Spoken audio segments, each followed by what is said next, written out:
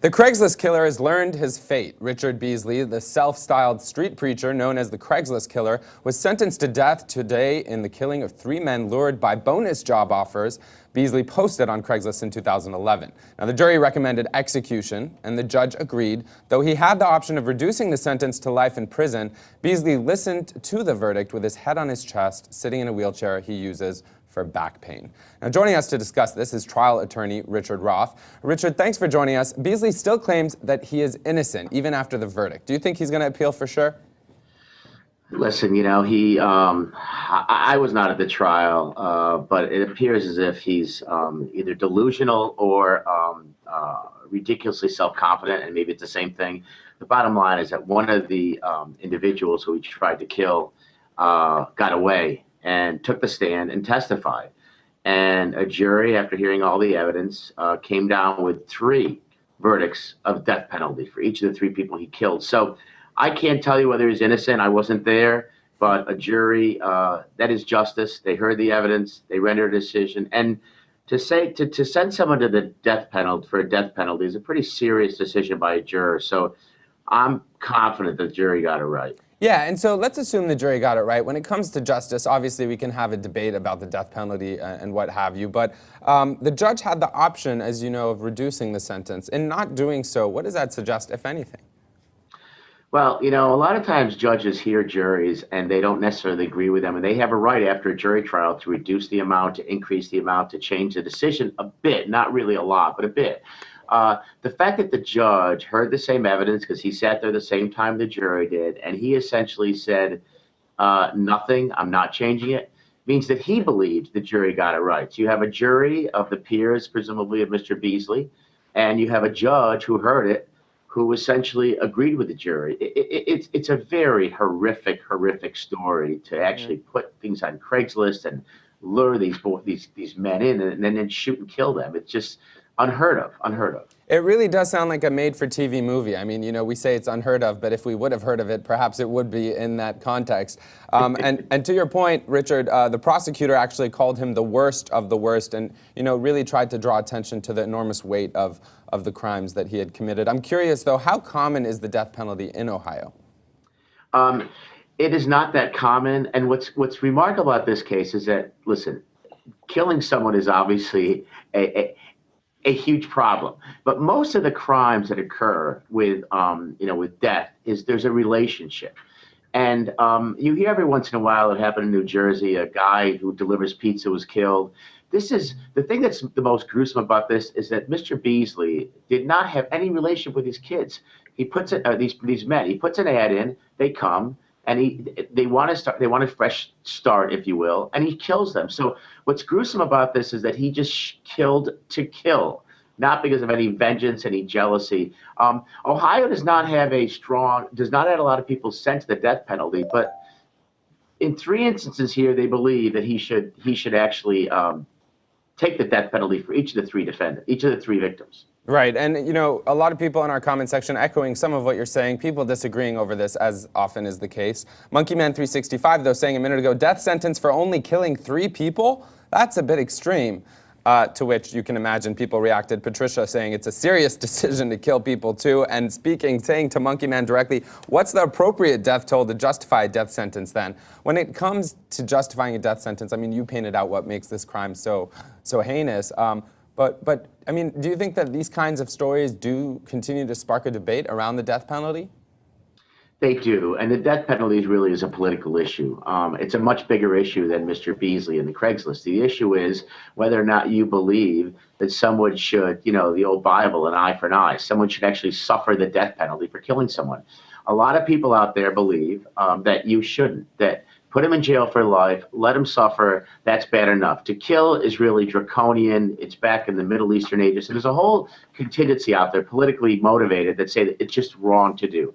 There's the other contingency that says, listen, this guy indiscriminately killed 3 people. Why should he have the right to live? So it's really more of a political issue, which is why the death penalty is decided by the legislature of every state. It really is a very fundamentally based religious, political issue. Right. No, and you're right to frame it in that sense. I'm curious, Chris, Dominic, Raina, anyone, what do you guys think of this? You guys think that... I disagree that it's a political issue. I'm sorry. I think it's a human rights issue. I mean, obviously, I'm biased. I work for the New England Innocence Project, and so the idea that, you know, just because a jury and a prosecutor and a judge all happen to agree that a man is guilty and thus should be sentenced to death does not mean to me that he should be sentenced to death. Because in my line of work, however rare it might be in the larger scheme of things, it's just, we can't take that chance. And so while I agree that he, you know, I've seen a little bit of the case, I wasn't there, like you were saying, but I did, you know, read the case, and it does seem like he, you know, is a very troubled person, and he probably did commit these crimes. I just don't think that the death penalty should be legal. And obviously, you're saying, it's a bigger conversation, but Right. The risk for error is too big. And, you know, life in prison is a punishment. Prison is not fun. Well, Raina, to your point, I mean, you know, the defense really doubled down on this, saying that he suffered from alcohol abuse, from depression, low self-esteem, I think also a feeling of isolation, and this all came from having a troubled childhood. But Richard, what do you make of Raina's claim there? I mean, does she have a point?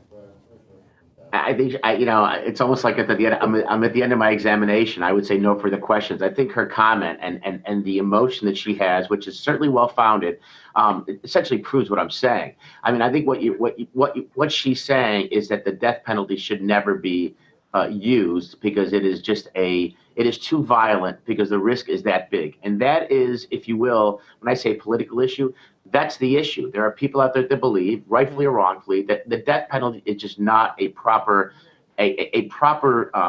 deterrent result, because for every one person that you're wrong, of the thousands you kill, for that reason and that reason alone, there should be no death penalty. Right. So I translate that to a political issue. Yeah, I think I might agree with you in terms of that word. I mean, perhaps these appellations and labels don't matter. At the heart of the matter, we all agree on what the debate is. Chris, Dominic, anything to add?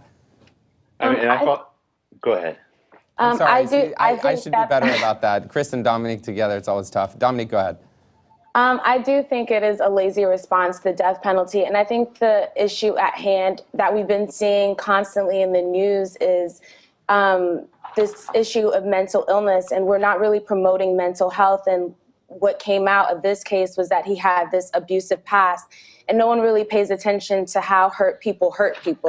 And I think that's what's being sensationalized now. And we just want to go ahead and say, oh, we'll just put him in prison, or, oh, we'll just give him the death penalty. But I think there's a whole culture of people that are sick right now, and that's something that needs to be addressed. I really appreciate you framing it in that sense. I'm going to steal that from you, actually. We don't talk about how hurt people hurt people. Yeah. That's actually a good way of putting it. Chris? I think, though, at the same time, these are pretty malicious, well-planned out attacks.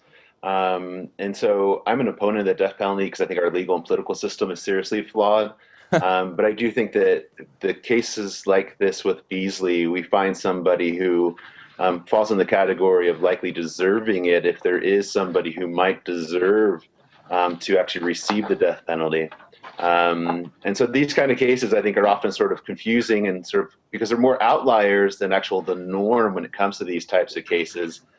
So I don't find these ones as disturbing as some of the others, but these are the ones we discuss on HuffPost Live. Right, and speaking of discussing this on HuffPost Live, the conversation is not limited to the studio and the Hangout. We also have God Emperor Lido talking about the justice system, but saying it's quite simple. If you destroy another person's life, you prove yourself not worthy of your own. The problem with the death penalty is that too many innocents are put on death row. That's a problem with the justice system being about conviction rates and money. Interesting points. I don't know if it is really that simple, but Richard, thank you for discussing the complexities of this and joining us. It's always fun to have you with us.